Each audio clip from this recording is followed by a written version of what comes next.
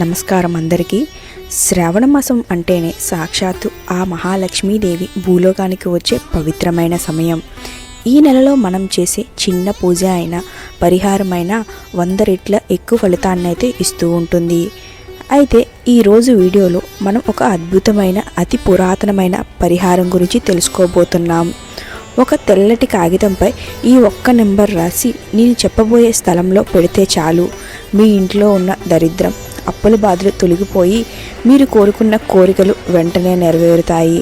అసలు ఆ నెంబర్ ఏంటి, దాన్ని ఏ రోజు రాయాలి, ఎలా పెట్టాలి అనే పూర్తి వివరాలు ఈ వీడియోలో క్లియర్గా అయితే తెలుసుకుందాం. వీడియోని ఎక్కడా స్కిప్ చేయకుండా చివరి వరకు అయితే చూడండి. చాలామంది అనుకుంటూ ఉంటారు, కేవలం కాగితంపై నెంబర్ రాస్తే కోరికలు తీరిపోతాయా అని. కానీ మన సనాతన ధర్మంలో సంఖ్యాశాస్త్రానికి అలాగే అక్షర శక్తికి ఎంతో ప్రాధాన్యత ఉంది. శ్రావణ మాసంలో విశ్వంలో సానుకూల శక్తి లేదా పాజిటివ్ ఎనర్జీ చాలా ఎక్కువగా అయితే ఉంటుంది. ఈ సమయంలో మనం ఒక నిర్దిష్టమైన సంఖ్యను రాసి మన మనస్సులోని కోరికను దానికి జోడించినప్పుడు ఆ సంకల్పం విశ్వంలోకి వెళ్ళి లక్ష్మీదేవి అనుగ్రహంతో చాలా వేగంగా అయితే నెరవేరుతుంది. ముఖ్యంగా అప్పుల బాధతో సతమతమవుతున్న వారికి, సొంతింటి కల ఉన్నవారికి లేదా వ్యాపారంలో నష్టాలు వచ్చేవారికి ఈ పరిహారం ఒక సంజీవినిలా అయితే పనిచేస్తుంది. ఇప్పుడు ఆ పరిహారాన్ని ఎలా చేయాలో స్టెప్ బై స్టెప్ అయితే చూద్దాం. జాగ్రత్తగా అయితే వినండి. మొదటిగా శ్రావణ మాసంలో వచ్చే ఏదైనా ఒక శుక్రవారం లేదా మంగళవారం నాడు ఉదయం తలస్నానం చేసి పూజ ముగించుకున్న తర్వాత ఈ పరిహారాన్ని అయితే ప్రారంభించాలి. ఇక రెండవది, ఒక చిన్న తెల్లటి కాగితం తీసుకోండి.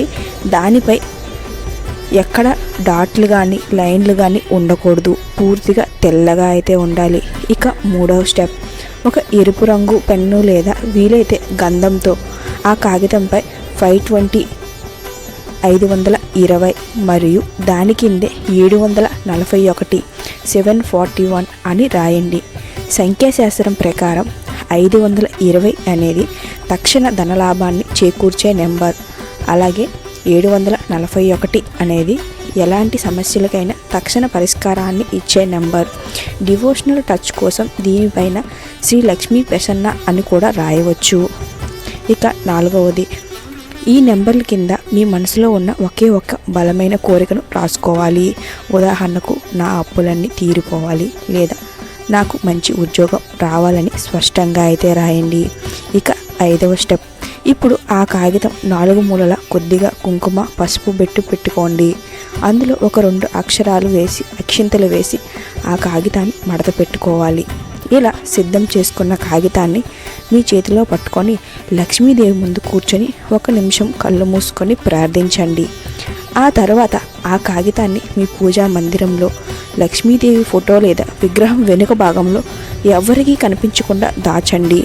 ఒకవేళ పూజ గదిలో వీలు కాకపోతే మీరు డబ్బులు దాచుకునే బీరువా లేదా లాకర్లో లేదా మీ పర్సులోనైనా పెట్టుకోవచ్చు. ఇక్కడ మీరు గమనించవలసిన ముఖ్యమైన విషయాలు, ఈ పరిహారం చేసేటప్పుడు మనసులో ఎలాంటి అనుమానం ఉండకూడదు, పూర్తి నమ్మకంతో చేయాలి. అలాగే శ్రావణ మాసం ముగిసే వరకు ఈ కాగితాన్ని అస్సలు కదపవద్దు. మహిళ ఉన్న రోజుల్లో ఈ కాగితాన్ని తాకకూడదు. శ్రావణ మాసం ముగిసిన తర్వాత ఆ కాగితాన్ని తీసి ఏదైనా ప్రవహించే నీటిలో వదిలేయండి లేదా ఎవరు తొక్కని చోట చెట్టు పొదల్లో వేసేయండి.